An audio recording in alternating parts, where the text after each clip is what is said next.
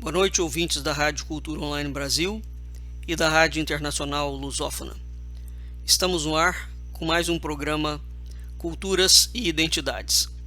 O nosso tema de hoje será as profecias do advento do Quinto Império e a escatologia das hipóteses extraterrestres. O tema do nosso programa de hoje vai fundir dois assuntos que aparentemente não têm nenhuma conexão.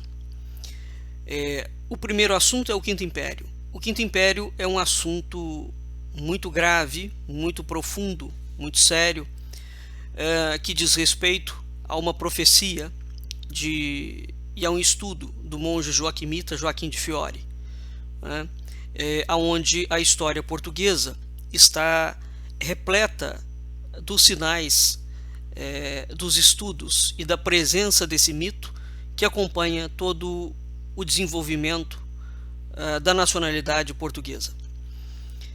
O Quinto Império diz respeito exatamente à vinda de um determinado momento no mundo da chamada Terceira Idade do Mundo, é a idade do Espírito Santo. O que isso tem a ver com a ideia de extraterrestres?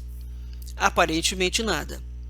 Entretanto, quando nós vamos estudar a temática extraterrestre, nós verificamos que por trás de toda a temática extraterrestre e das mensagens usualmente consagradas, recebidas, seja diretamente através de abdução, seja através de um processo de canalização ou mesmo de processos mediúnicos, existe um pano de fundo dessas informações.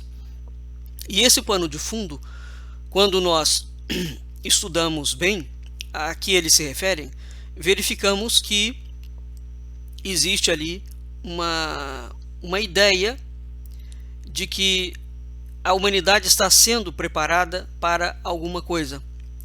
E essa preparação, evidentemente, diz respeito a um futuro da humanidade.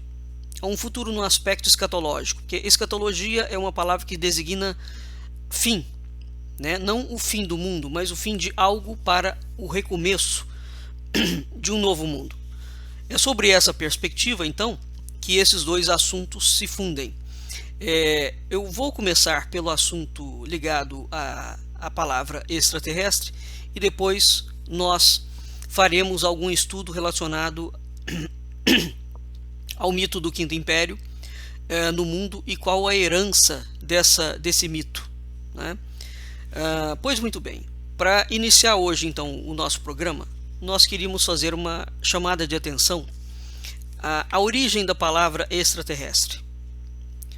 O sufixo extra da palavra extraterrestre aponta para um cenário de fundo, marginalizado e pouco abordado, mas que tem implicações ocultas.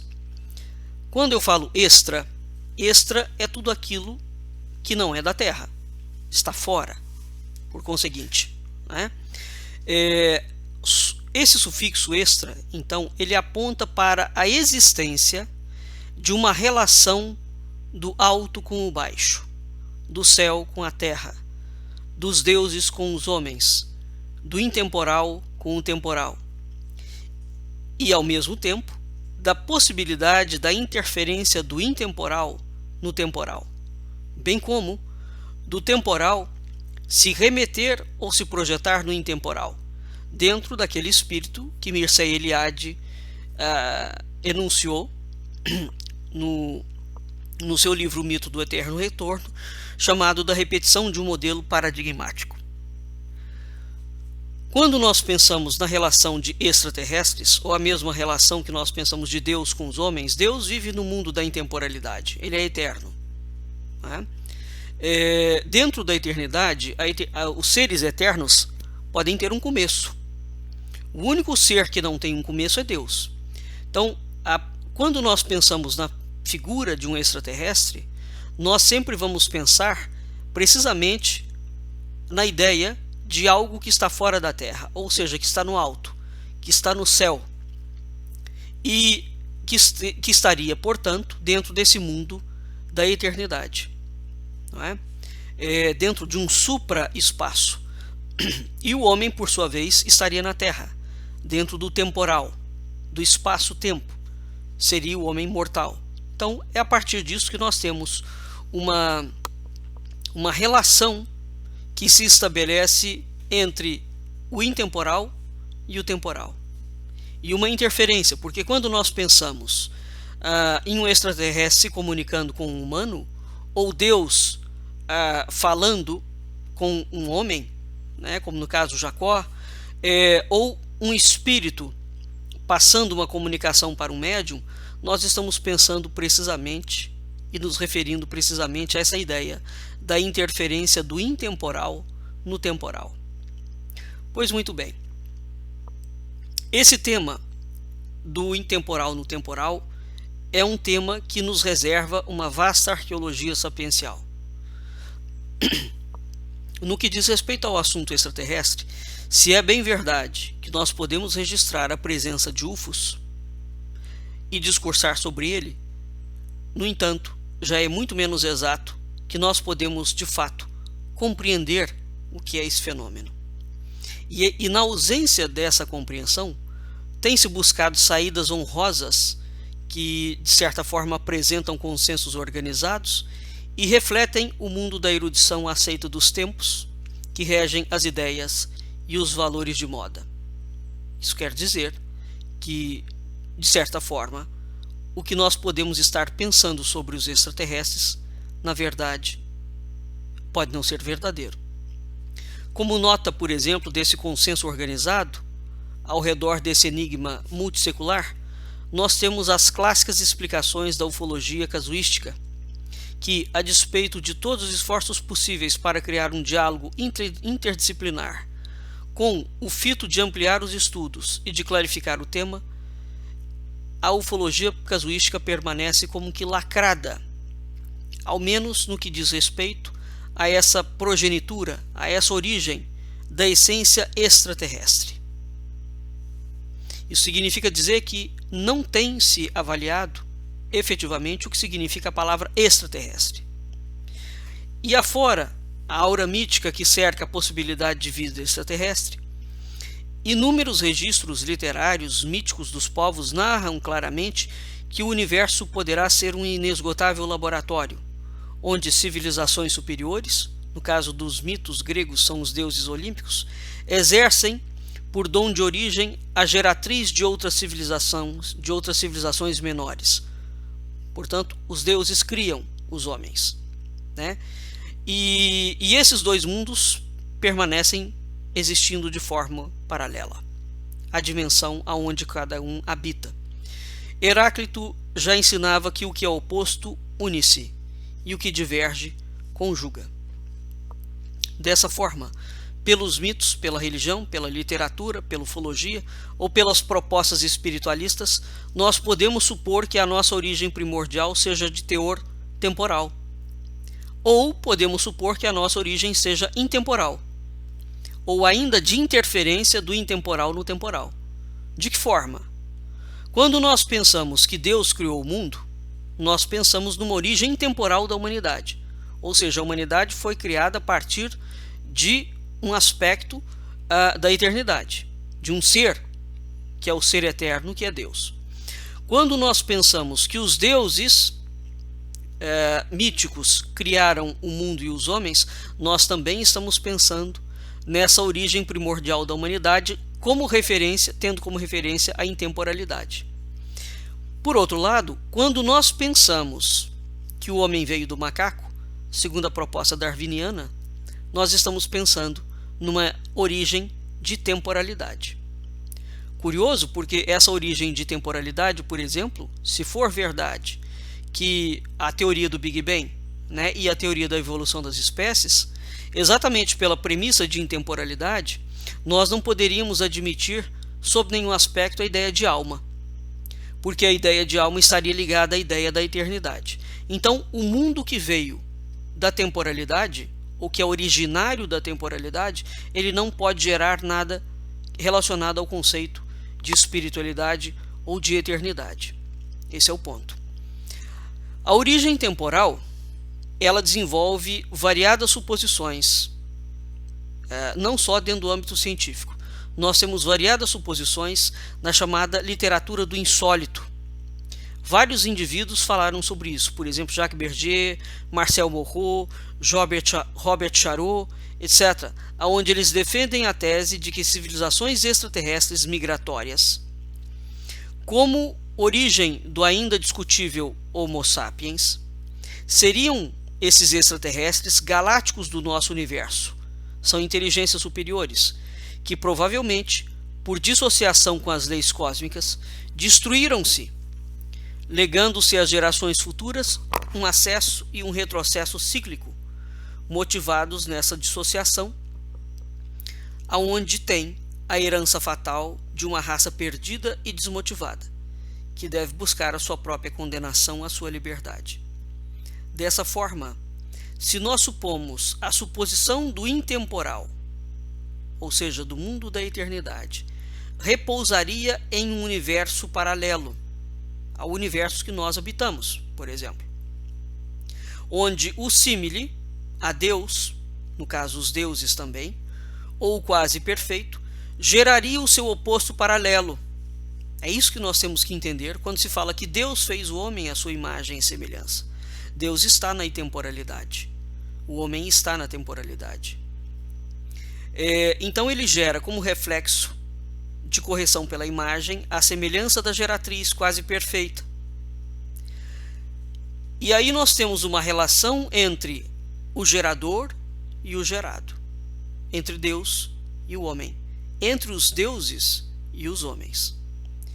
A interferência do intemporal no temporal estudaria ainda a possibilidade de seres do universo intemporal acasalarem-se ao seu oposto temporal, inserindo assim uma parcela de genética temporal, ou seja, genética humana, a intemporalidade, depositando nesta a força daquela e obrigando a genética mais frágil a uma espécie de acomodação ao intemporal.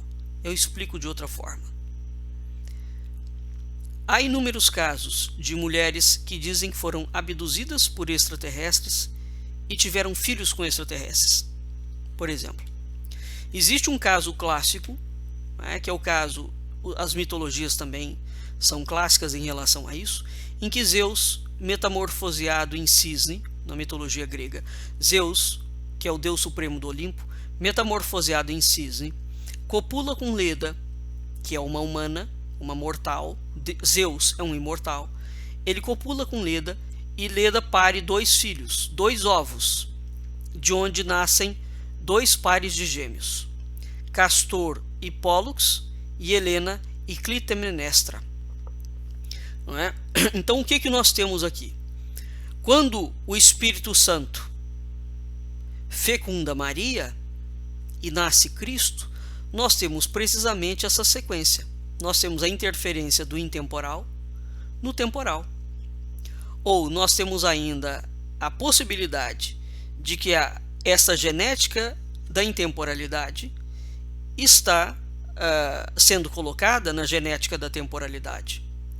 Para nós admitirmos efetivamente como real que uma mulher humana possa ter filho de um extraterrestre, isso significa que o DNA humano ou tem uma parcela de intemporalidade inserida dentro dele, ou este DNA foi alterado geneticamente e inseriu-se dentro desse DNA uma parcela de intemporalidade. De toda feita, seja qual for a hipótese que nós viermos a seguir, se a gente adota a ideia de que o intemporal acasala-se com o temporal, certamente o temporal tem que ter uma estrutura anatômica, uma estrutura biológica, uma estrutura fisiológica afeita, preparada, idêntica, similar à genética da intemporalidade. Caso contrário, aquela espécie não poderia cruzar com uma outra espécie. Esse é o primeiro ponto. Para muitos, essas propostas podem afigurar-se absurdas? Claro que sim, evidentemente. Entretanto, elas estão repletas de citações dentro de um contexto bíblico, dentro de um contexto mítico e, atualmente, dentro das propostas ligadas à ufologia. Não é? O caso de mulheres que têm filhos com extraterrestres, repito. Entretanto, se essas propostas se afiguram absurdas, ou seja, como é que nós vamos pensar se não há uma conexão do intemporal com o temporal, do mundo da eternidade com o mundo da temporalidade? Quando nós estudamos os mitos gregos, por exemplo, e não só os gregos, qualquer mito, nós vemos que os deuses fazem frequentes interferências no mundo dos homens. Os deuses falam como os homens devem andar, como eles devem construir, o que eles devem fazer, o tipo de ritual que eles devem ter, como é que esses deuses querem ser cultivados, etc, etc, etc. Então, como é que nós vamos ler a passagem bíblica que fala que os filhos dos anjos se acasalaram com as filhas dos homens? Aonde nós estudamos com um pouco mais de atenção, nós vemos claramente que existe mais do que uma relação de interferência dos deuses ou de Deus dentro do mundo dos homens. Essa relação é muito mais profunda, ela não é uma mera relação de interferência. No caso dos mitos especificamente, por exemplo, Deus é que passa para Moisés, o Deus bíblico judaico-cristão, é que passa para Moisés, transfere para ele os 10 mandamentos. Nós poderíamos pensar, mas como Deus poderia entender das necessidades humanas? Se ele vive na intemporalidade e o homem vive na temporalidade. Essas coisas só são possíveis. Da mesma forma, nós podemos pensar em relação aos códigos de honra celestial, né? A origem de toda a aristocracia no mundo está diretamente conectada à casa dos deuses. Os nobres antigamente eram considerados nobres porque eles descendiam de um deus qualquer. Era isso que determinava a linhagem da nobreza.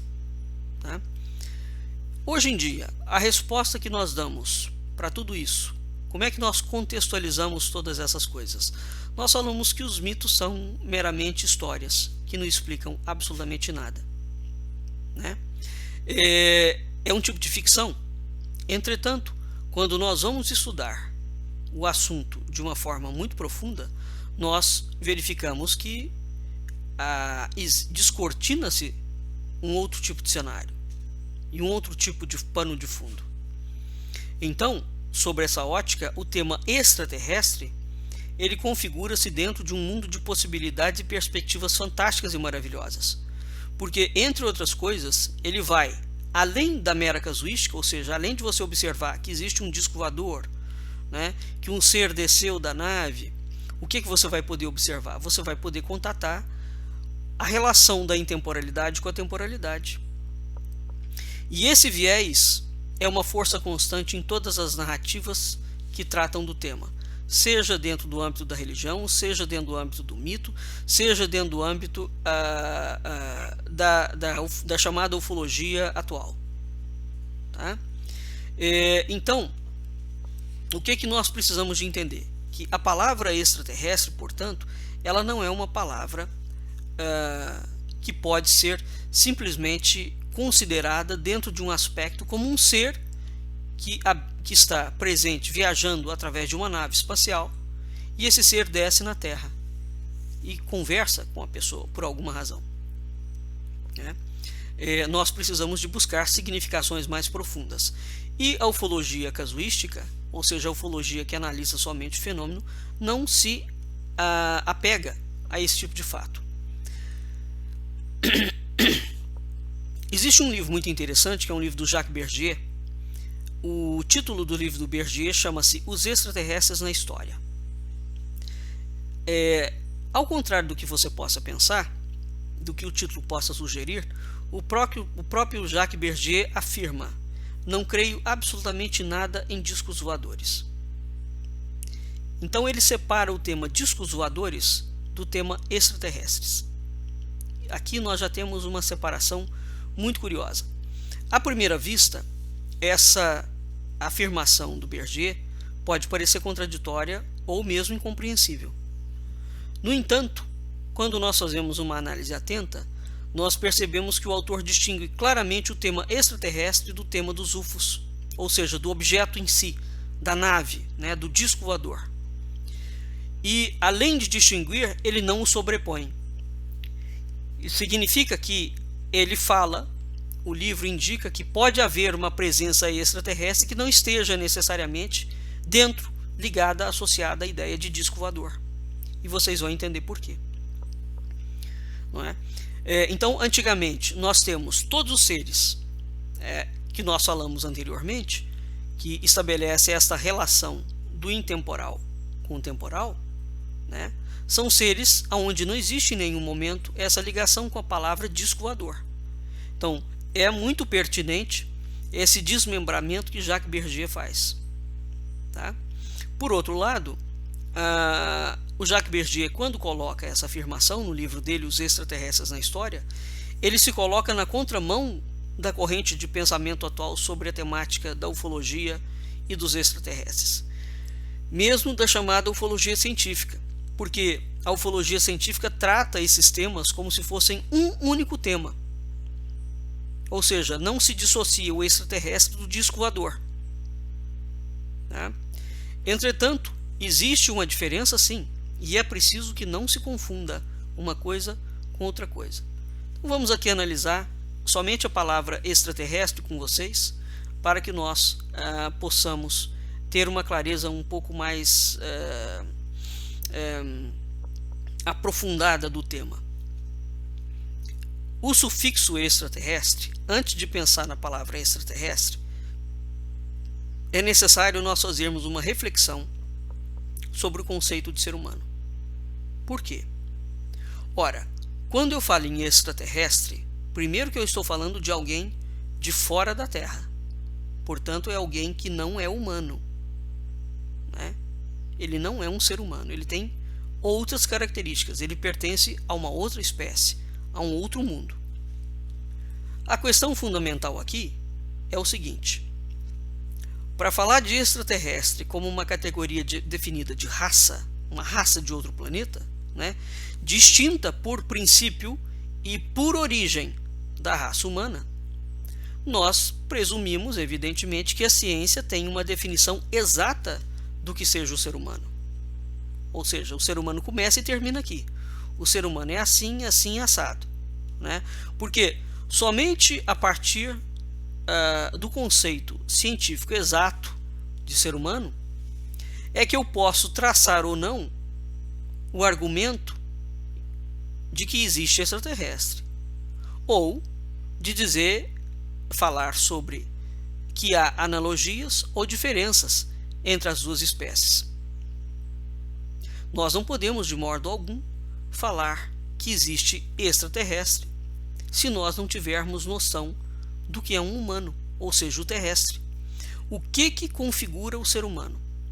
Se essa pergunta não for respondida, evidentemente, nós não conseguiremos definir o que é um extraterrestre. Ocorre que aqui nós temos um problema já de saída. Desde os gregos antigos, o conceito de ser humano modificou-se substancialmente, a ponto de, na modernidade, ou seja, nos dias atuais, inexistir conceito acadêmico de ser humano. Inexistir conceito. Esse assunto é extremamente complexo e não é objeto aqui do nosso programa hoje.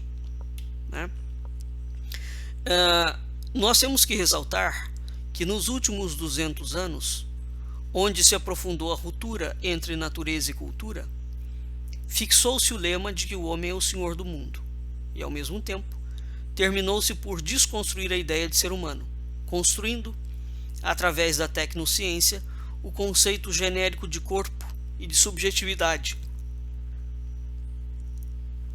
ao ponto de identificar o homem com o seu corpo e de reduzir o ser humano ao corpo. Como é que esse processo aconteceu?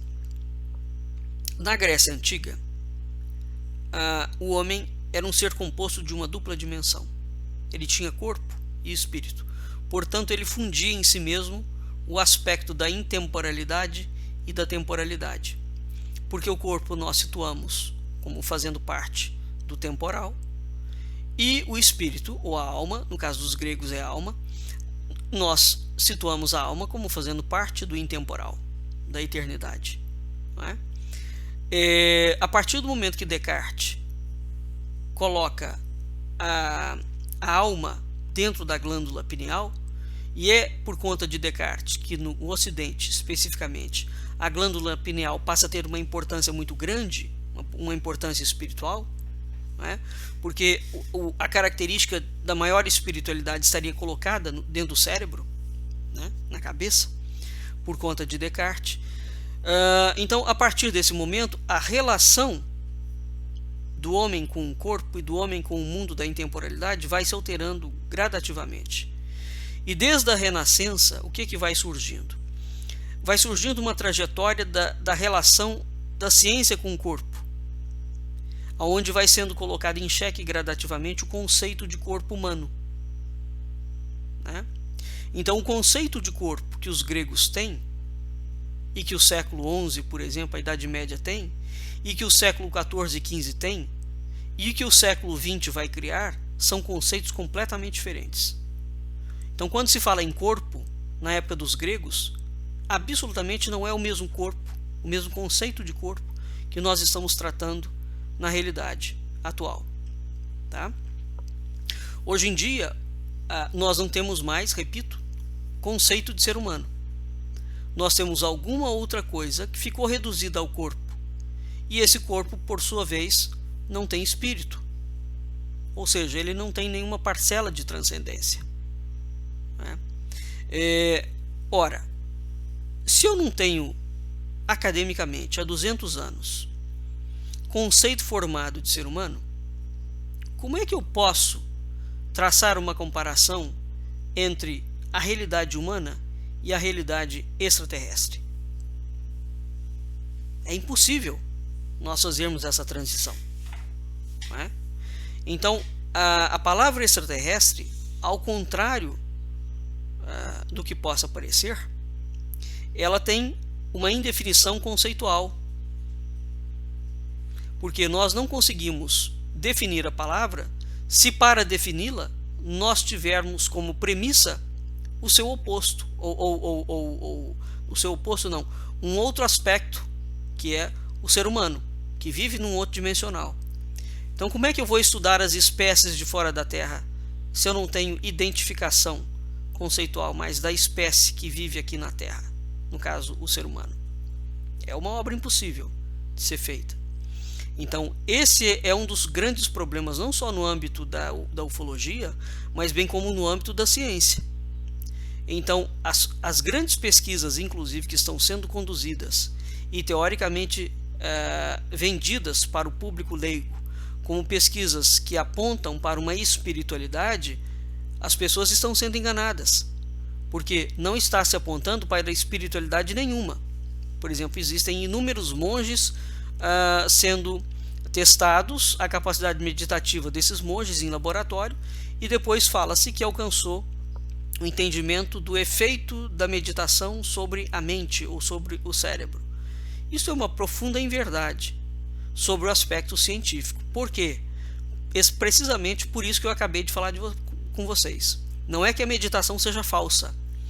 A ciência materialista, ao não admitir, por exemplo, que existe uma contraparte espiritual do ser humano, todo e qualquer projeto da meditação, ou proposta, ou conceito de uma teoria de meditação que atinja diretamente camadas sutis, ou camadas superiores, ou camadas da alma, ou camadas do espírito, a ciência não vai considerar.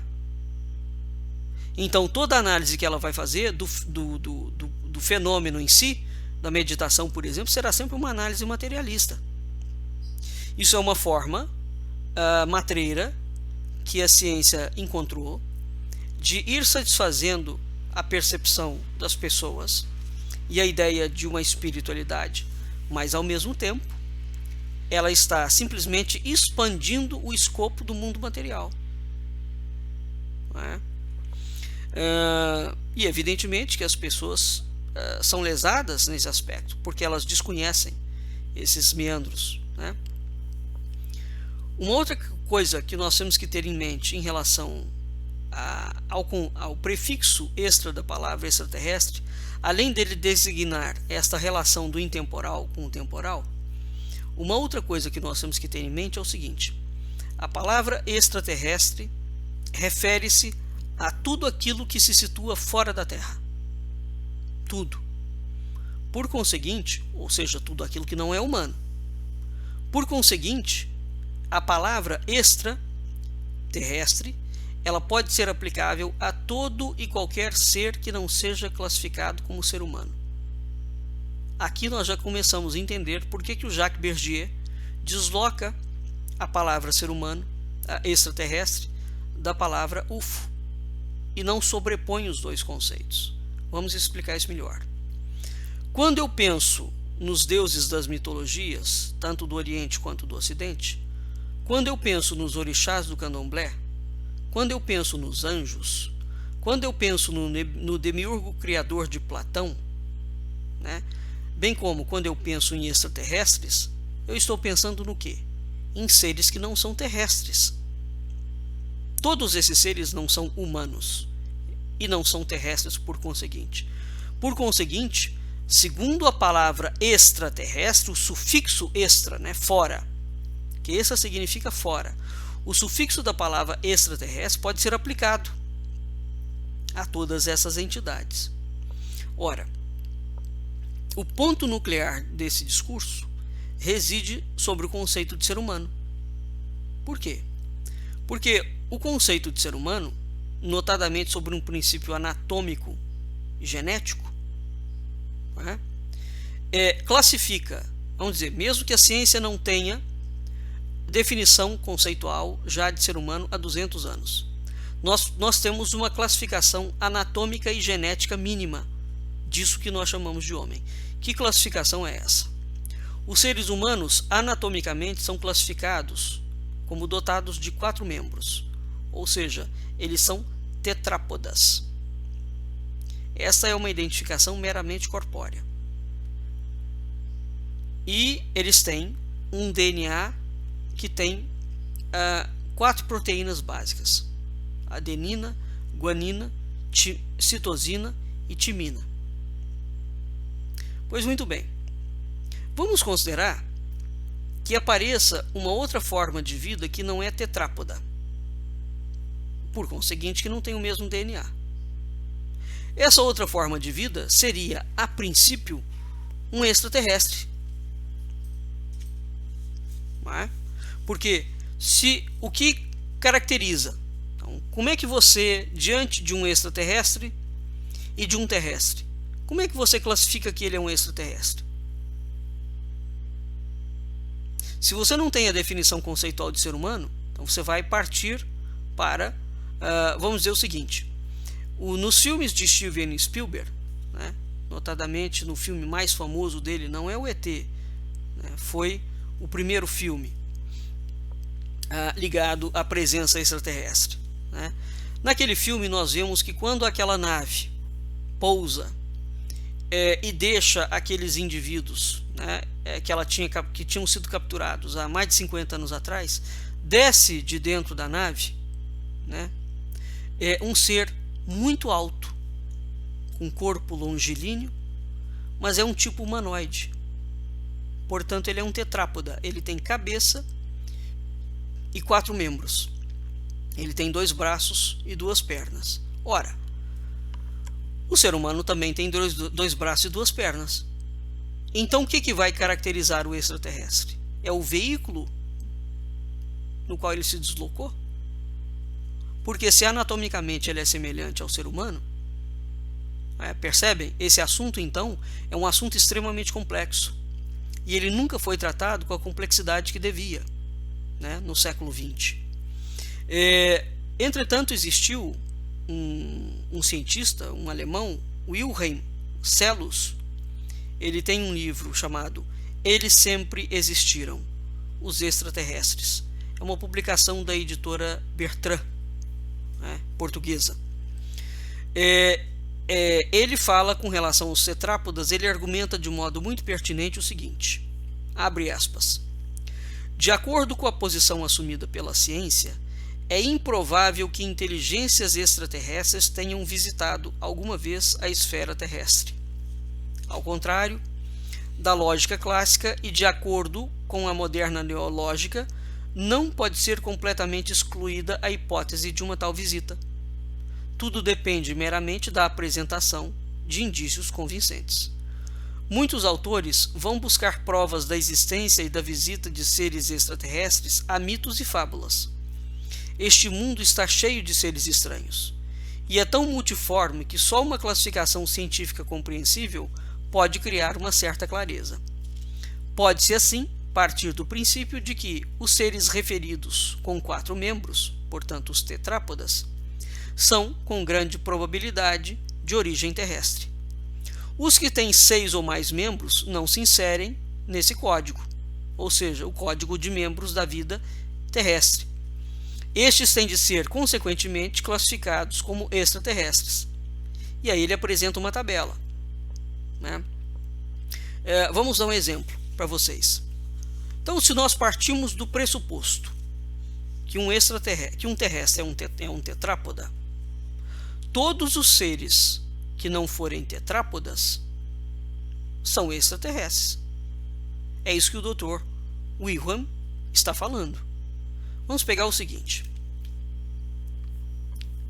Todo mundo tem na cabeça a imagem de um anjo. Um anjo é um tetrápoda com asas. Mas além de tetrápodas, além de ser um tetrápoda, ele tem asas. Portanto, ele tem alguma coisa a mais que um ser humano não tem. O que uma sereia é? Uma sereia é metade homem, metade peixe. Ela não é um tetrápoda. O que o Pégaso, um centauro, é? Ele é metade homem, metade animal. Cavalo. O que o Minotauro é? Ele é homem, um tetrápoda completo. A única diferença é que ele tem cabeça de touro. Mas ele é um tetrápoda. Ele tem cabeça e 4 membros. O que um demônio tem? É um tetrápoda, mas ele só tem asas. O que um vampiro tem? Ele é um tetrápoda, ele é um humano, que sob uma determinada circunstância entrou para o reino da imortalidade, mas mesmo assim mora no mundo mortal. Nesse aspecto, ele é um tetrápoda já com alguma outra característica diferenciada. Então, com base na análise dos membros, por exemplo, alguns diabos entrariam na coluna de seres terrestres. Outros diabos, por exemplo, entrariam na coluna de seres extraterrestres. Ísis, a deusa Ísis da mitologia egípcia, é uma tetrápoda que tem asa. Então, todos esses referidos seres, né, se nós partirmos de uma análise do corpo do extraterrestre, né, nós vamos verificar, por exemplo, Zeus. Zeus é um tetrápoda, o deus Zeus que nós falamos, que se metamorfoseou em cisne. Entretanto, ele é um tetrápoda que possui uma capacidade de metamorfosear-se. Portanto, ele entraria nesta categoria, embora sendo tetrápoda, de não tetrápoda. Porque um homem, um ser humano normal, não pode se metamorfosear. Aí vocês podem pensar, mas e o filme que passou sobre o X-Men? Vejam vocês que aqueles humanos ali já não são humanos, eles são híbridos. Porque eles adquirem aquela capacidade que os deuses tinham de metamorfosear-se. Então você tem um indivíduo que é um tetrápoda e ao mesmo tempo ele pode virar água, ele pode virar fogo, O Magneto, por exemplo, que controla, né, os metais, porque ele é metal. Então ele controla porque ele é. Né? Então essas contínuas mutações na anatomia corpórea nós vemos por todos os mitos. Por todos os mitos. Né? Então os deuses de água se metamorfoseiam em animais aquáticos. Os deuses de terra se metamorfoseiam em outros tipos de animais. Né? E nós temos deuses, como no caso, por exemplo, de Hefesto, que é um deus do Olimpo, onde ele não sofre metamorfose nenhuma. E é um tetrápoda e é um deus. Só que ele tem uma capacidade e uma força sobre-humana. Um cíclope, né, é um tetrápoda perfeito. A única coisa que ele não tem são 2 olhos. Ele é um ser tetrápoda dotado de um único olho, de uma força incomensurável. É um ser divino. Então vejam vocês que é muito interessante essa situação toda. A primeira encarnação de Vishnu, por exemplo, né, na tradição indiana, deu-se como Peti Matsya. Né? A encarnação de Sukara como javali, também na mitologia indiana. Né? E assim nós temos o próprio Curupira da mitologia Tupi-Guarani. Né? O Curupira é quase um tetrápoda. Ele tem cabeça e 3 membros, e 4 membros, desculpe, sendo que as pernas, os pés são voltados para trás. Mas isso não faz dele um humano. Isso é para nós verificarmos que a palavra extraterrestre, né, sobre essa ótica, ela amplia consideravelmente o leque das opções acerca da originalidade e da identidade dos seres extraterrestres. Portanto, quando nós restringimos a temática dos extraterrestres a tripulantes de UFOs, isto é uma metodologia muito tacanha que impede maiores avanços nos campos de estudos deste conhecimento. Tá? Pois muito bem. Dito isso, vamos a um breve intervalo e daqui a pouco nós retornamos na segunda parte do nosso programa. Até daqui a pouco. Olá, ouvintes.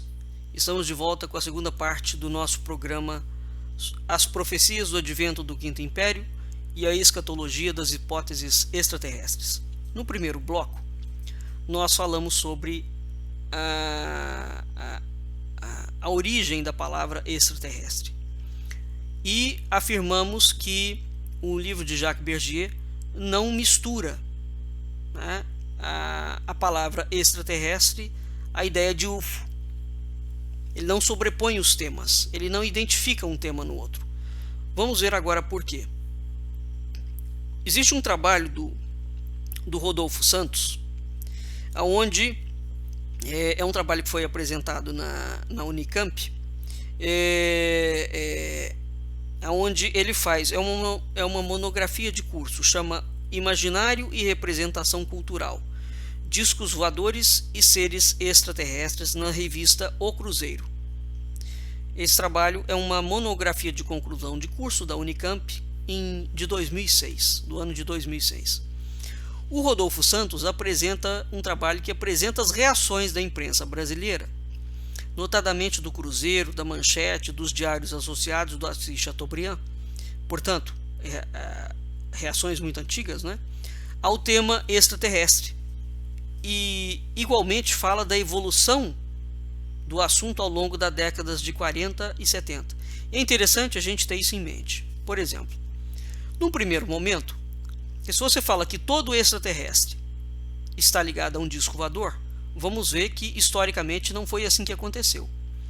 Num primeiro momento, o termo disco voador era utilizado para descrever objetos aéreos circulares que alcançavam velocidades muito grandes. E havia, na década de 40, a ênfase na possibilidade de que esses objetos eram armas secretas norte-americanas, russas ou alemãs. Hoje já tem, inclusive, vocês podem inclusive encontrar isso no YouTube. fotos de discos voadores perfeitos que o Terceiro Reich tinha posse. Isso foi o primeiro momento. Você tem então o termo disco voador é utilizado para descrever um objeto. Num segundo momento, a imprensa começou a divulgar uma tese defendida pelo ex-major norte-americano Donald Cahill, que acreditava que os discos voadores eram naves extraterrestres. Veja, já alterou aqui substancialmente. De objeto de guerra, né? A Donald Cahill, a partir da década de 50, fala que os discos voadores são naves extraterrestres, e essa teoria é veiculada na década de 50, ao longo de toda a década de 50. A partir desse momento, vai surgir uma série de reportagens que vão relatar histórias de pessoas que alegavam ter tido contato com seres de outros planetas. E surgem também narrativas que afirmam existir extraterrestres habitando mundos subterrâneos, como por exemplo as narrativas da Sociedade Teosófica Brasileira.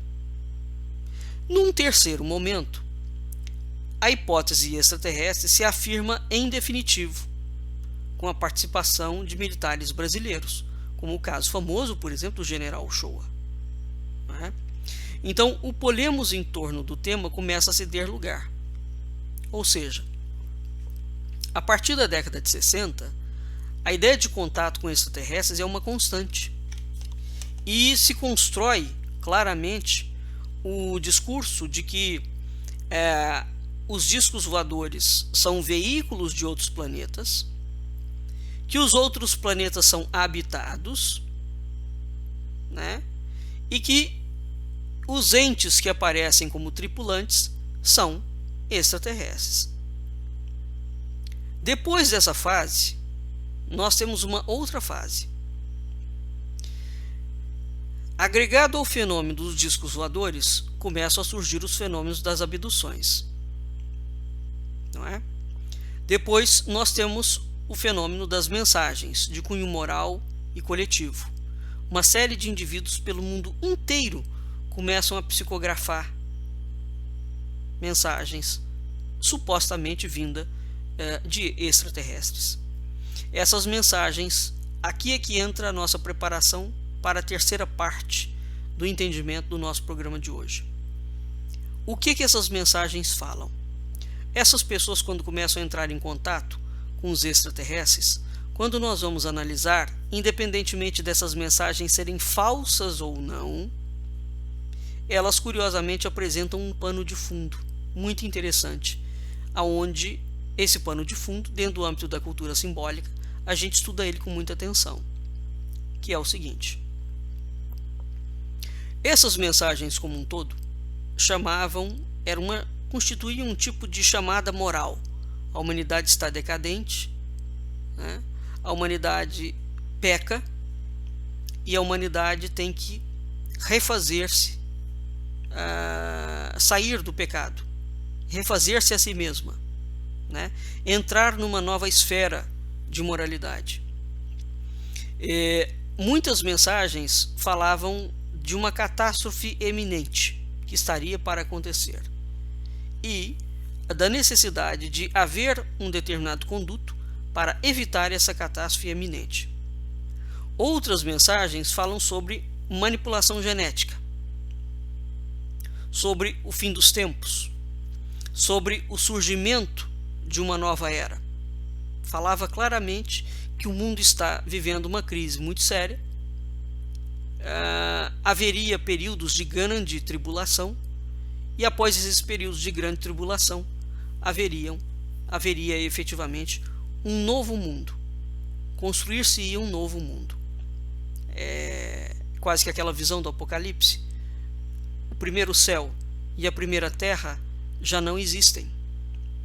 E foi criado um novo céu e uma nova terra, né? Então, em poucas décadas, por exemplo, em 30 anos, né, da década de 40 até a década de 60, nós temos uma modificação radical. Isso é em menos de uma geração. nós temos uma modificação radical do conceito de extraterrestre. Porque, repito, na década de 40 nós temos o surgimento do termo disco voador. O disco voador é uma máquina de guerra não tripulada. Na década de 50, o major norte-americano Donald Kael, é ele que lança a hipótese de que os discos voadores eram naves extraterrestres tripuladas por seres de outros planetas, né? E a partir disso aí, nós temos então uma infinidade de temas que vão se acrescentando. Esses temas, até hoje, muitos deles, no que diz respeito aos extraterrestres, são extremamente complexos e que não têm uma razoabilidade ou uma aceitabilidade. Por exemplo, dentro do cenário espírita, as obras de Ramatiz, que foram psicografadas pelo Hercílio Mais, como por exemplo A Vida no Planeta Marte, e as obras de Chico Xavier, Cartas de uma Morta e Novas Mensagens, falam sobre a vida em Marte, os costumes, a beleza, a arquitetura, etc. Entretanto, essas obras, notadamente as obras do Hercílio Mais, que são psicografadas, ditadas pelo espírito de Ramatiz, geraram muita polêmica no meio espírita, sustentados pelo argumento de que nunca existiu um espírito chamado Ramatiz.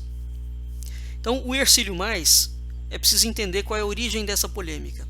Até hoje os espíritas, por exemplo, não admitem que exista extraterrestre. Por quê? Em parte, essa contenda é uma contenda ligada ao Hercílio Mais, porque é curioso, porque o Chico Xavier, nesses dois livros, que é precisamente Cartas de uma Morta, que ele escreveu em 1935, e Novas Mensagens em 1938, vejam, portanto, que isto está antes do aparecimento de toda a celeuma que vai incorrer o tema extraterrestre, né? E o Hercílio Mais, essa obra dele, a primeira edição da obra, A Vida no Planeta Marte, é de 1955, né? Então, de onde vem o problema do Hercílio com a Federação Espírita Brasileira? O Hercílio, antes de ser espírita, ele foi adepto da teosofia, da Sociedade Teosófica e do rosacrucianismo, né? Ele era um vegetariano radical. E as críticas que fazem ao Hercílio são porque elas apontam semelhanças muito notáveis entre as ideias teosóficas rosacrucianas do Hercílio com as propagadas pelo espírito de Ramatiz. O Arthur Azevedo, inclusive, elenca algumas dessas teses. Ele fala que uma das teses da teosofia, que teve Blavatsky como fundadora, seria a tese da elevação do eixo da Terra, causando enormes catástrofes.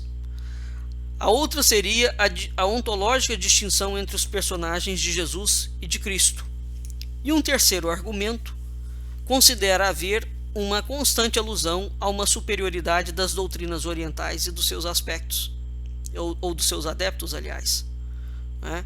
Então, a discussão que envolve o Hercílio Mais, de certa forma, é uma discussão, eles chegam, de certa forma, a afirmar que a obra de Hercílio Mais é uma espécie de plágio, tanto da obra da Blavatsky, quanto da obra do grande teosofista, que foi muito amigo da Helena Blavatsky, Leadbeater. O Leadbeater, A Vida em Marte segundo a Teosofia, quando você lê o livro do Leadbeater, A Vida em Marte segundo a Teosofia, e A Vida no Planeta Marte, de Hercílio Mais, de fato, as similaridades são muito curiosas. Então, dentro do Espiritismo, o Hercílio Mais vem a ser uma pessoa muito combatida, entre outras coisas, por conta dessa acusação de fraude. Seja como for, o dilema continua, né? Então, o que nós vemos? Que em poucas décadas, o tema extraterrestre ele sofre uma transformação radical de conteúdo, de rumo, etc. Ou seja, de uma máquina de guerra feita por humanos, ele passa a ser um veículo espacial de seres elevadíssimos que estão aqui cuidando do planeta, não é? Diante desse cenário tão complexo, né? E dessas mutações, então a temática extraterrestre vai transmutando-se.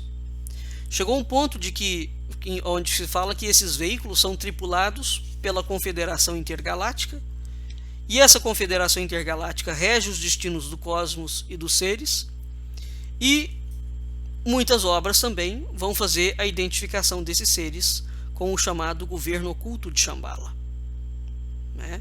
Que é o governo do rei do mundo. Shambhala é a capital do reino de Agartha, que é um reino subterrâneo, né? Diante desse cenário tão complexo, não merece um destaque o fato relevante, notadamente os fatos catalogados pela chamada ufologia casuística, né? Que tem sempre uma reserva em relação à chamada ufologia espiritualista. A ufologia casuística, quando ela lida com os contactados e com os abduzidos, né, muitos desses contactados e abduzidos, quando você vai estudar a mensagem deles, eles estão falando exatamente sobre isso. Entretanto, esse é um tema muito polêmico e a ufologia casuística não gosta de mexer com ele, né? Aqui vai acontecer um outro cenário muito curioso. Na contramão de todo esse processo mediático que envolve os UFOs, ainda na década de 40, o professor José Henrique de Souza, que foi o fundador da Sociedade Teosófica Brasileira, sempre evitou falar de discos voadores. Sempre evitou. Entretanto, acontece, segundo relata Vitor Manuel Adrião, num artigo chamado Sinais de Shambhala, e isso consta nos anais da sociedade da chamada eubiose, né, da Sociedade de Eubiose no Brasil, que é o professor Henrique José de Souza é o fundador. Consta nos anais da sociedade que a partir de 47 ou 48, quando vai se começar a falar com intensidade de avistamentos ovinológicos no mundo inteiro, o professor Henrique José de Souza foi interrogado sobre o assunto por vários membros da Sociedade Teosófica, mas ele nunca respondia esses assuntos, ele ficava sempre mudo, né? E ele repetia uma frase que era o seguinte: falar de discos voadores é como pisar um ninho de vespas. E ele nunca tocou no assunto. Pois muito bem, a revista Cruzeiro noticia em 1955 uma situação muito curiosa, que teve uma repercussão amplíssima. O jornalista João Martins relata o seguinte caso: que por volta das 5h30 da tarde do dia 18 de fevereiro de 1955, em São Lourenço, que é a capital da eubiose, São Lourenço fica em Minas Gerais, tinham centenas de pessoas na fazenda da eubiose, né, na sede da eubiose. E essas centenas de pessoas assistiram pasmadas, absolutamente pasmadas, a materialização de algo inacreditável. No Morro da Luz, que está a cerca de 100 metros da sede da eubiose, esse morro fica de frente à residência do professor, tá? Aterrou um veículo oval e dele saíram 3 tripulantes muito bonitos, com cerca de 2,5 metros de altura, de cabelos longos. Esses cabelos caíam pelos ombros, e isso causou uma comoção gigante nas pessoas que estavam, porque isso foi um fato que aconteceu à luz do dia. Esses 3 indivíduos gigantes muito bonitos estiveram durante algum tempo no lugar, fizeram várias voltas em forma da nave, e por várias vezes eles se voltaram para o alpendre da Vila Helena, que era o nome da residência do professor Henrique José de Souza, aonde estava o professor Henrique e os seus familiares e vários discípulos. O que aconteceu? segundo os relatos do João Martins, esses seres saudavam teosoficamente o professor Henrique José de Souza. Eles colocavam a mão direita espalmada sobre o peito e curvavam-se ligeiramente na direção do professor. E o professor, sorridente, retribuía aquelas saudações. Pois muito bem. O que isso tem a ver com os discos voadores? Esses seres entraram dentro daquele objeto e partiram. Desapareceram por detrás do horto florestal de São Lourenço.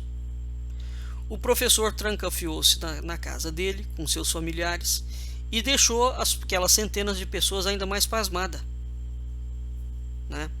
Mas quem eram esses três personagens?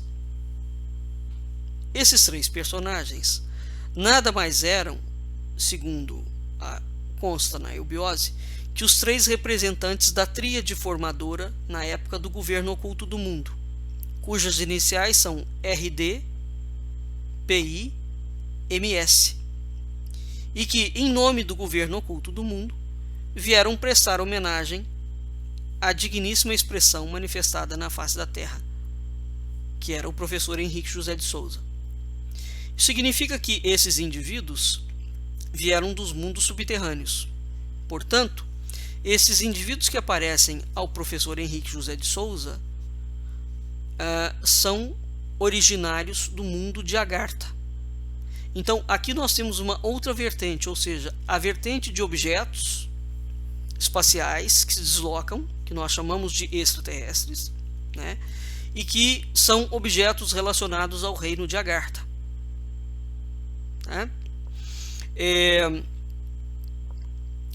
Muitos podem estar pensando que isso se trata de uma fantasia. Entretanto, é muito curioso, porque o Juscelino Kubitschek, que era muito amigo do professor Henrique José de Souza, após esse avistamento de OVNIs pela Marinha do Brasil, né, o Juscelino autoriza a divulgação pública desses avistamentos. Juscelino, segundo os anais da Sociedade Teosófica, era membro da Sociedade Teosófica e foi autorizado diretamente pelo próprio Henrique José de Souza, né? Então, o interessante do arquivo interno da eubiose é que o professor Henrique, a partir daquele momento, como ele nunca falava em disco voador, a partir daquele momento ele começa a revelar que os discos voadores têm origem intraterrena e começou a falar da mecânica oculta desses discos voadores. Pois muito bem. Antecedendo o professor Henrique José de Souza, que é o fundador da eubiose, na década de 20, existe um escritor e arqueólogo russo, Nicholas Roerich, o coração da Ásia. Ele afirma que os avistamentos de OVNIs são muito comuns na região dos Himalaias e que os lamas tibetanos identificam a aparição desses objetos voadores com as atividades do reino de Agartha. Então, os discos voadores seriam os sinais de Shambhala, né? Da cidade, né? E do reino de Agartha. Pois muito bem. Há um outro pesquisador, um cientista e um dos homens mais brilhantes do século XX, que é René Guénon. René Guénon tem um livro chamado O Rei do Mundo, onde ele fala sobre o mítico reino de Agartha e da ligação do reino de Agartha com os Templários e com o Graal, por exemplo, não é? Então isso é para vocês terem uma ideia de que o assunto ligado aos extraterrestres, ele tem uma outra vertente muito curiosa, muito mais ampla e muito mais profunda e muito mais séria do que a princípio nós podemos pensar ao identificar os extraterrestres simplesmente como uns homenzinhos verdes, oriundos de Marte, não é? Então, nós temos, vejam vocês, e é verdade isso, os monges tibetanos, né, de todas as linhagens de monges tibetanos, porque o Tibete tem 3 linhagens principais de budismo. Os monges tibetanos das 3 linhagens falam efetivamente que os senhores de Agartha, do reino de Agartha, quando eles saem navegando por esses objetos. Na Índia, esses objetos são chamados de Vimanas, os Vimanas, e existem inúmeras descrições dos Vimanas na tradição indiana. Então, os discos voadores, vejam que a partir de 40 nós temos então a ideia de que a gente tem objetos que são máquinas construídas pelos humanos. Depois nós temos a ideia de que esses objetos são de fora da Terra, tripulados por extraterrestres. E depois nós temos outras visões aqui já de terráqueos dizendo que são seres muito evoluídos,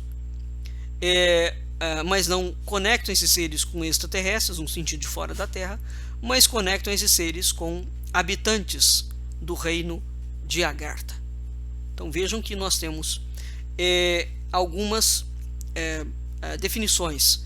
Essas últimas definições, tanto ligado a Roerich, quanto ao René Guénon, né, quanto ao Henrique José de Souza, quanto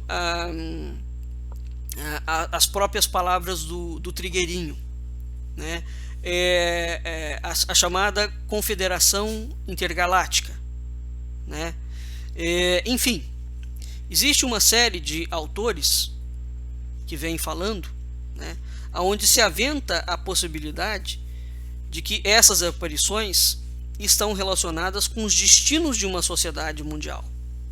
Ou seja, há um tipo de sociedade agora e essas aparições estão acontecendo precisamente porque há a necessidade de preparação dessa civilização para alcançar um outro estágio. Portanto, o que nós temos aqui? Nós temos uma implicação clara de escatologia e de profética, né? Então isso é um assunto estudado também dentro do campo da cultura simbólica, né? Se nós considerarmos que a gente pode aventar a possibilidade de traçar algum paralelismo ou identificação do reino de Agartha com os objetos voadores e de ambos com os extraterrestres, né, no sentido de que são deuses míticos, nós temos aqui então uma trama com conexões muito evidentes ligadas ao profetismo, ao milenarismo e às crenças messiânicas, né? Então, essas vertentes que nós mostramos hoje para vocês são muito suficientes para demonstrar que a associação do tema extraterrestre com os UFOs é extremamente complexa. Por conseguinte, falar que o extraterrestre é meramente um indivíduo que vem de fora da Terra e você não entende o que ele está fazendo aqui, né?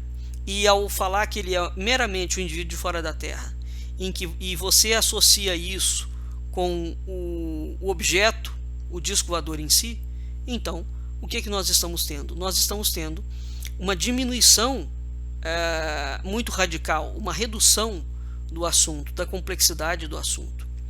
Portanto, tratar os contornos de uma imagem autêntica desse estudo, ou seja, uma imagem que é isenta de manipulação, que é isenta de limitações, é um trabalho não só conveniente, mas bem como necessário, porque a partir desse trabalho nós podemos estabelecer com maior clareza a relação entre este mundo, o mundo temporal, com outro mundo, os mundos superiores, ou seja, o mundo intemporal, o mundo da eternidade.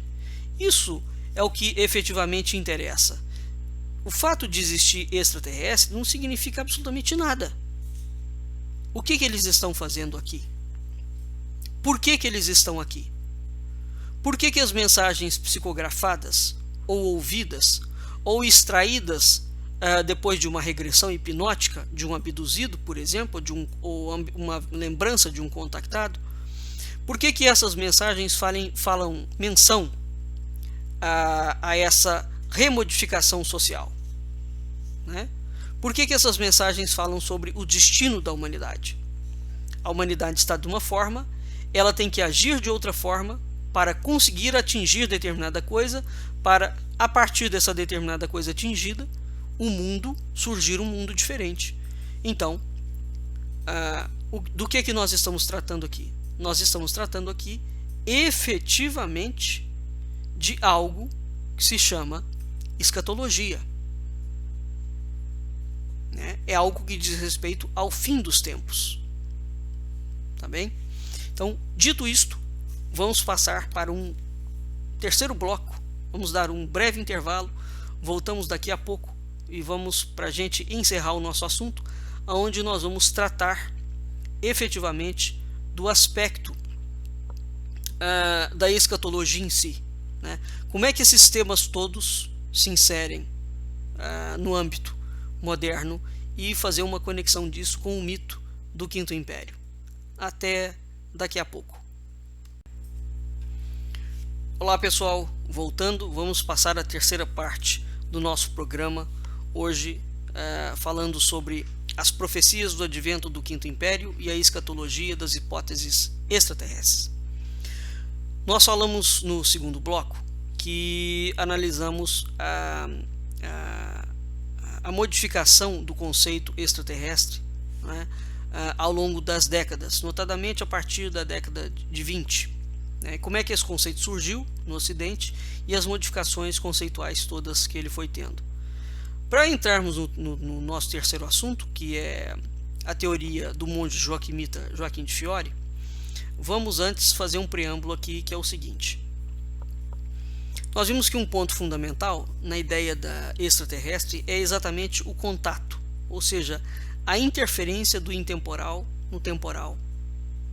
E essa interferência não é aleatória. Todas as vezes que acontece uma visão com um extraterrestre, um contato com um extraterrestre, ele tem um objetivo. O pano de fundo das mensagens, nós falamos para vocês, visa a criação, fala pelo menos na criação de uma sociedade de paz mundial, um mundo melhor, mais feliz, mais pacífico para tudo e para todos. Por outro lado, existe uma situação muito interessante quando vai se estudar os abduzidos. Há pouquíssimos pesquisadores que estudaram abduzidos.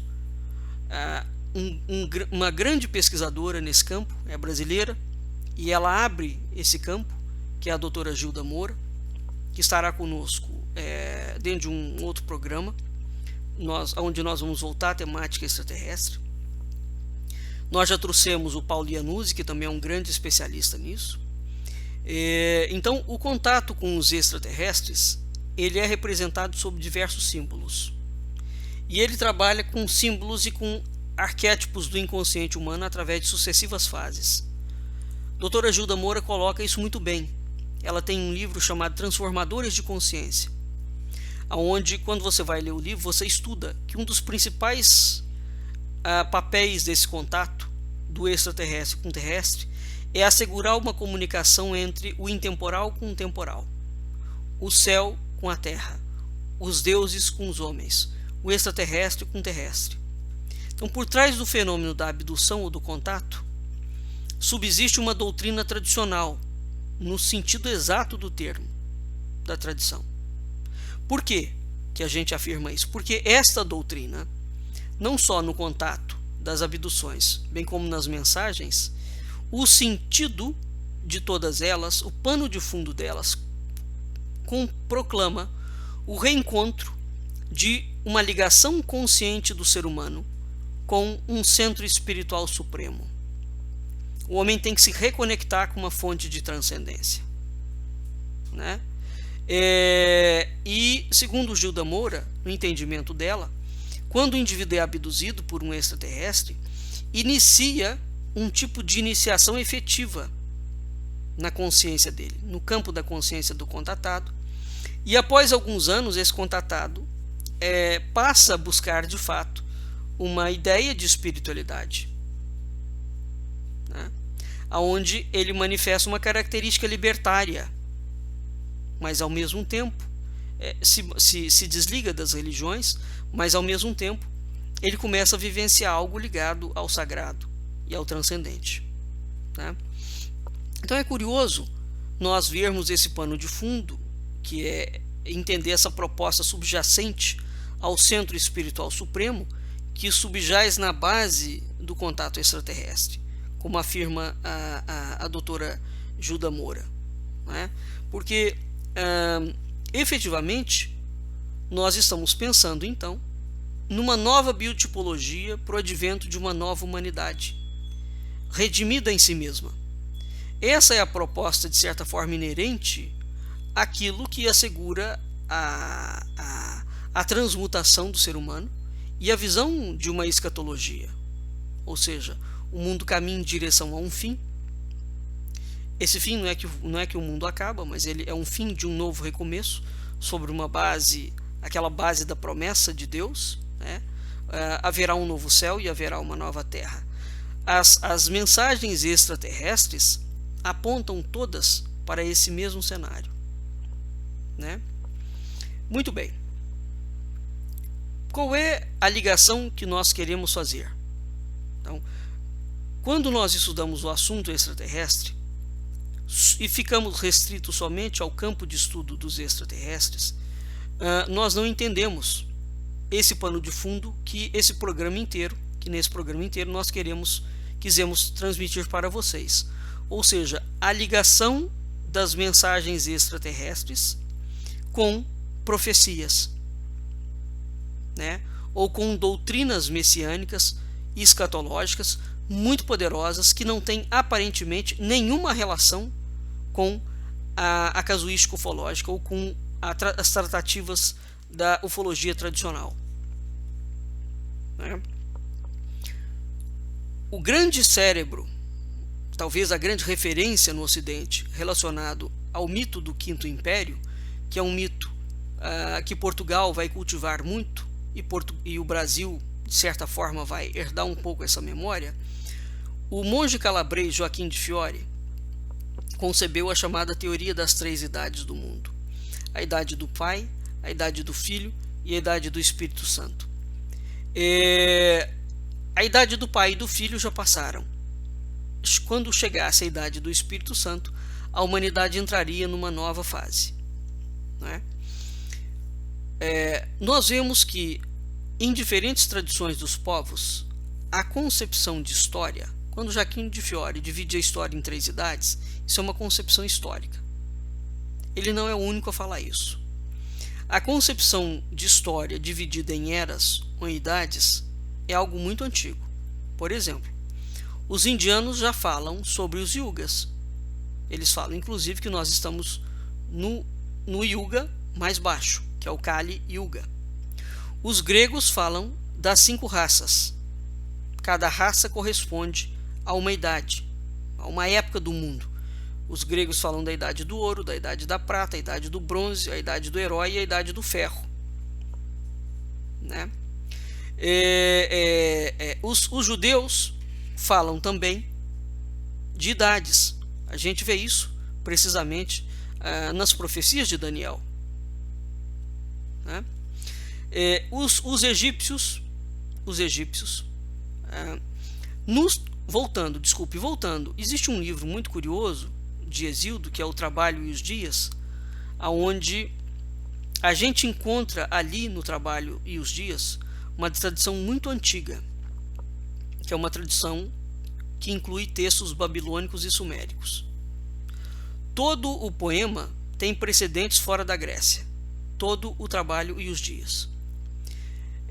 Isso significa, entre outras coisas, e nesse Trabalho e os Dias nós temos referência a outras idades, tá? Nos egípcios também nós encontramos essa teoria dos mundos ou das idades. Aonde nós vamos encontrar? Nas chamadas instruções de Ptah-hotep, que viveu cerca de 2450 a.C. Isso são instruções dadas por um funcionário do faraó ao seu filho, né? Nós temos também as instruções de Merikari. Nós temos as lamentações de um camponês eloquente. Nós temos, dentro dos sumérios e dos babilônios e dos assírios, as instruções de Surupak. Nós temos os conselhos da sabedoria na Babilônia. Nós temos o Aikar assírio. Nós temos as palavras de Aikar, no qual são reunidos os conselhos. Nós temos os provérbios de Salomão. Nós temos o Mahabharata dos indianos, que é um poema épico que tem um paralelo específico sobre o mito das 5 raças. Então, ao longo da história, e nós temos as profecias de Daniel, em que Daniel sofre, vê o rei Nabucodonosor tem uma visão, né, de um homem com uma cabeça de ouro, peito de prata, pernas de ferro e pés de barro, né? Então, nessa teoria,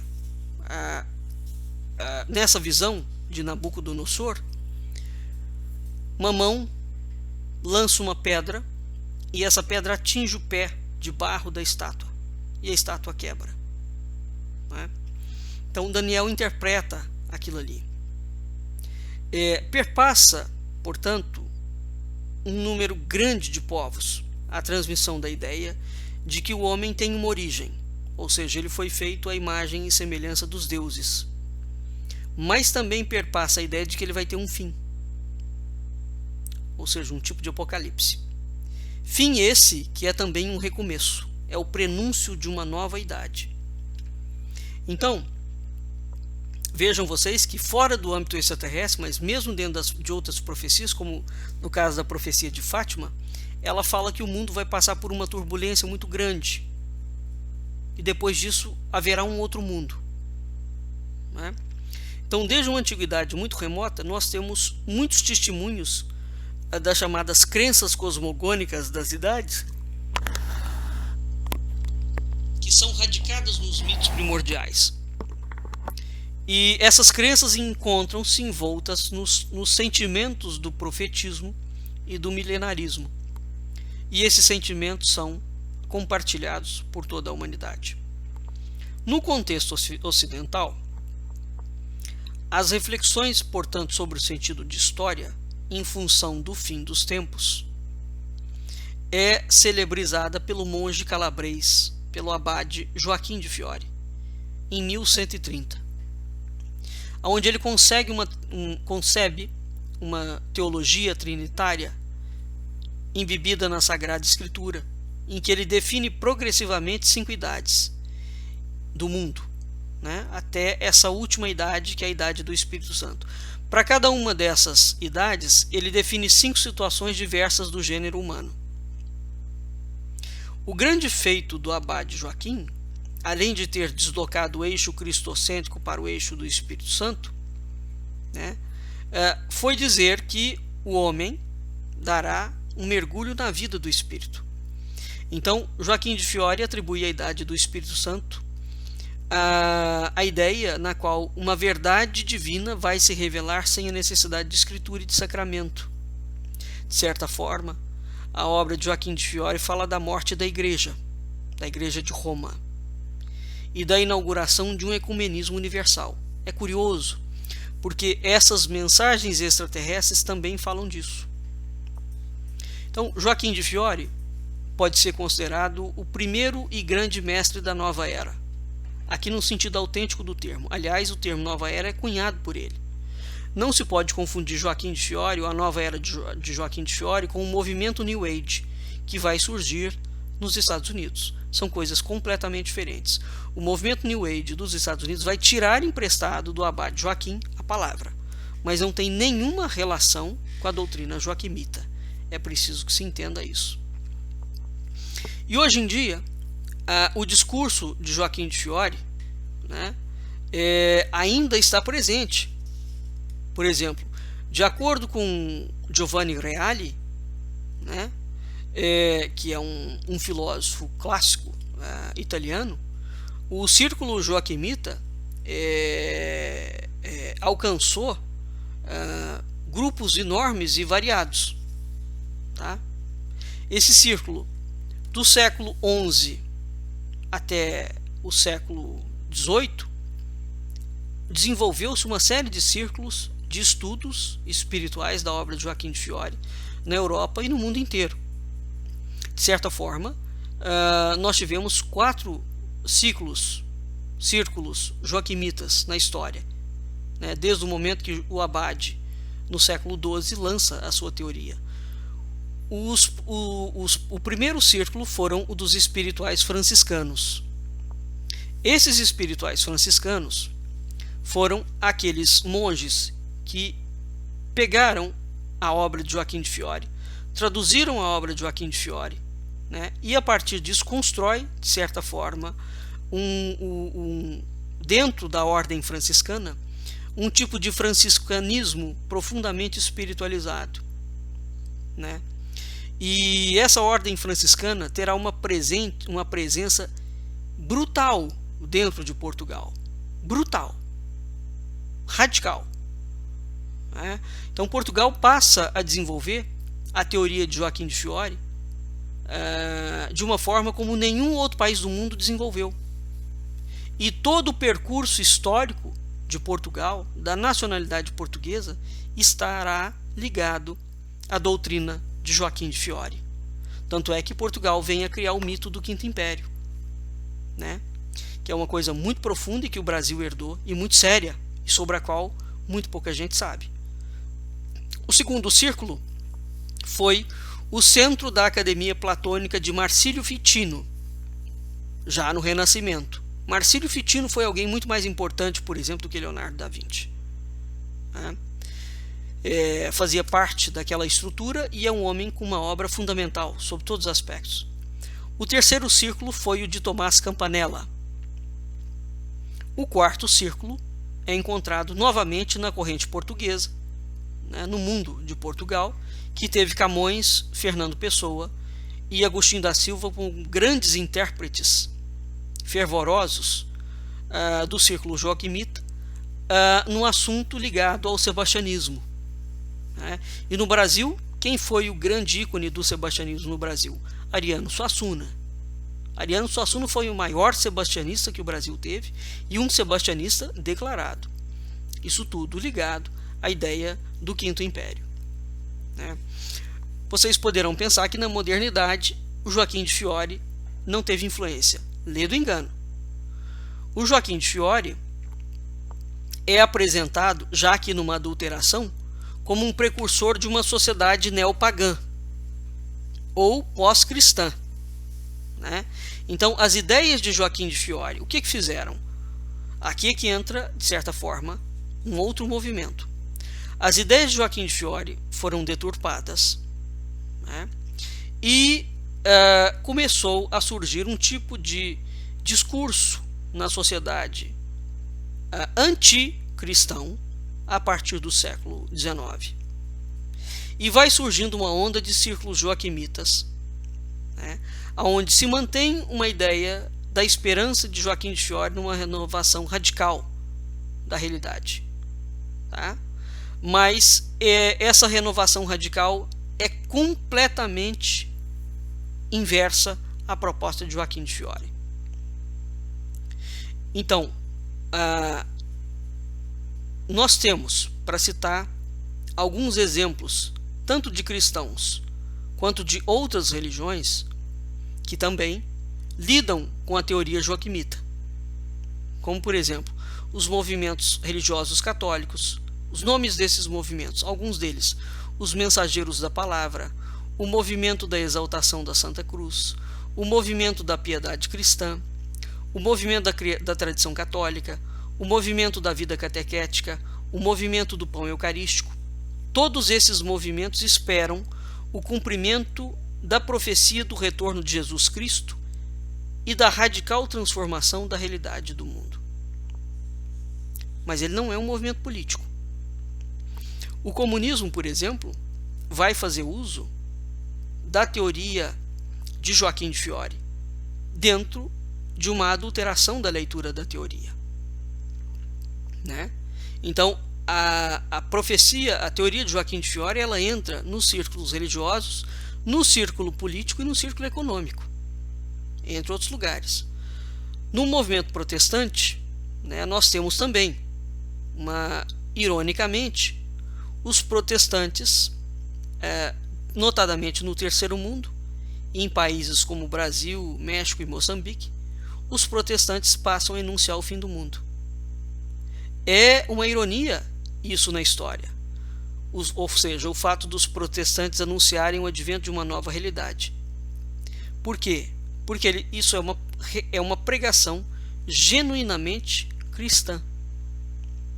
Os protestantes, como nós sabemos, são anti-romanos. E mesmo o movimento protestante, num determinado momento, traz para dentro de si a teoria de Joaquim de Fiore. Talvez o movimento religioso pós-cristão e anticristão mais conhecido atualmente é o movimento da Nova Era. Esse movimento alcançou uma expressão muito grande na Europa e nos Estados Unidos, né? Então é preciso notar que a Nova Era americana e europeia mantém, de certa forma, uma esperança em Joaquim de Fiore, mas não tem nenhuma relação com a doutrina joaquimita, né? Nós temos também a visão de Joaquim de Fiore em outras religiões, como o espiritismo, cultos vindo da África, né? Que comungam com Joaquim de Fiore da expectativa da transformação iminente e radical da realidade. Ou seja, este mundo que nós vivemos aqui está prestes a entrar em colapso. E depois dele virá uma outra coisa, né? Então, nós temos também, ao contrário do que a gente pensa, uma introdução da teoria de Joaquim de Fiore no âmbito dos pensadores e da economia. Vou citar alguns para vocês. Nietzsche. Toda a teoria que fala sobre o fim do mundo, né, o fim dos tempos, o Ocidente desenvolveu um tipo de literatura depois da Segunda Guerra Mundial que pode ser classificado como uma literatura do fim. Ou seja, é uma forma literária que anuncia, de forma inconsciente, evidentemente, ou consciente, dependendo do autor, a esperança joaquimita. Ou seja, a esperança de que os transtornos humanos atuais são o anúncio do fim da realidade vivida pelo ser humano. E que depois, por trás dessa realidade, existe uma outra realidade.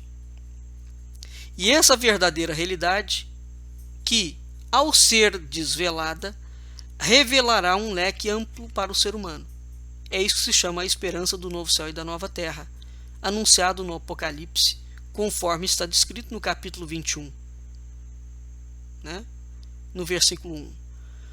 Então, a literatura do fim, só para citar alguns autores para vocês. Nietzsche, quando ele anuncia a morte de Deus.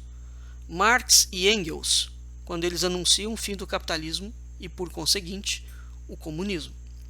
Von Mises, quando ele anuncia o fim do socialismo. Hayek, quando ele anuncia o fim do estado de bem-estar social. Baudrillard, quando ele anuncia o fim do social. Vátimo, ele anuncia o fim da modernidade. Rifkin anuncia o fim dos empregos.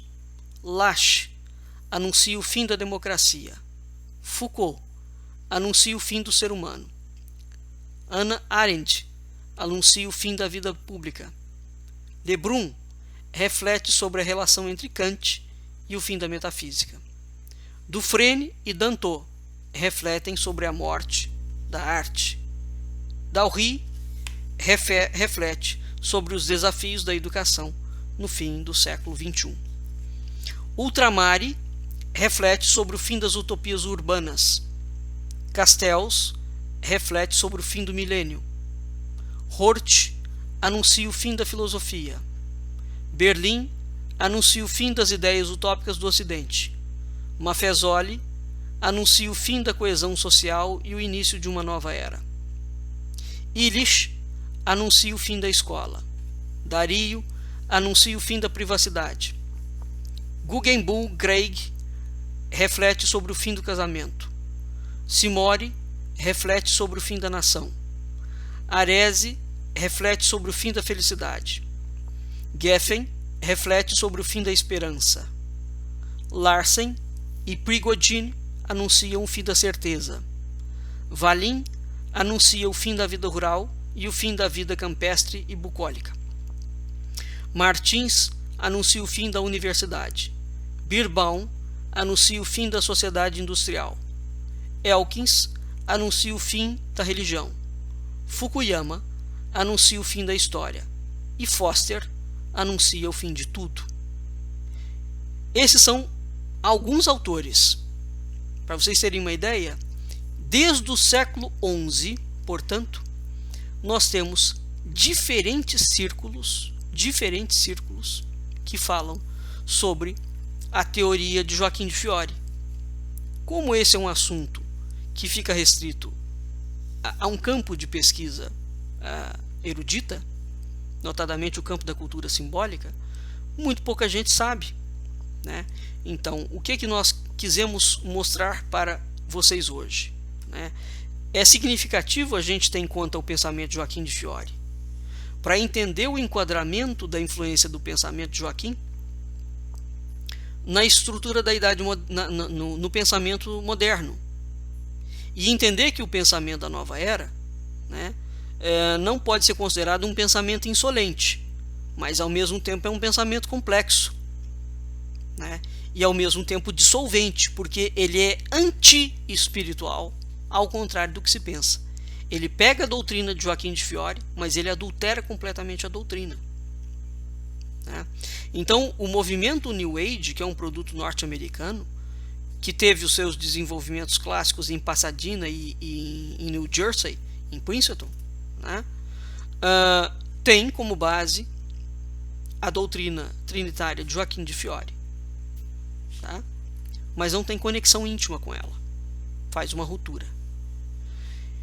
Igualmente, dentro da chamada ufologia espiritualista, nós encontramos ligações estreitas e muito íntimas com o pensamento joaquimita. E daqui decorre precisamente o título da nossa conversa de hoje. Ou seja, a presença do caráter e do aspecto escatológico nas hipóteses extraterrestres. Então, as investigações sérias sobre os fenômenos ufológicos, que estejam além do reducionismo da ciência e do dogma religioso e da cega intransigência New Age, pode propiciar um eixo de problematização do tema que seja, ao mesmo tempo, inovador, enriquecedor e fora de caixa.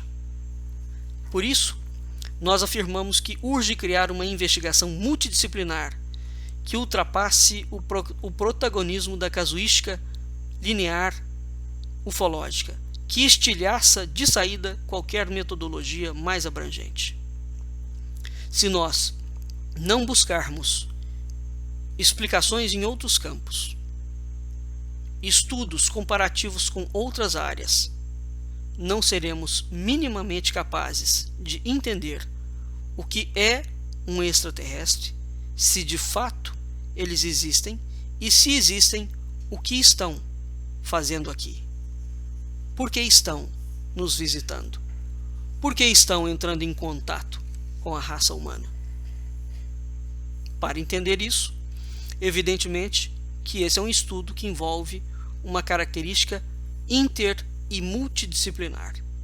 Isso significa que a ufologia pura e simples, ao analisar o disco voador e o ser que saiu de dentro, não consegue dar um passo adiante do fato em si, que é responder à pergunta com seriedade: o que é um extraterrestre? E respondido esta pergunta, o que ele está fazendo aqui? Pois muito bem, nós ficamos por aqui e esperamos que tenha sido minimamente elucidativo o programa para vocês. Essa, pelo menos, foi a nossa intenção. Até o próximo Culturas e Identidades. Boa noite, ouvintes. Boa noite, Brasil. Boa noite, mundo.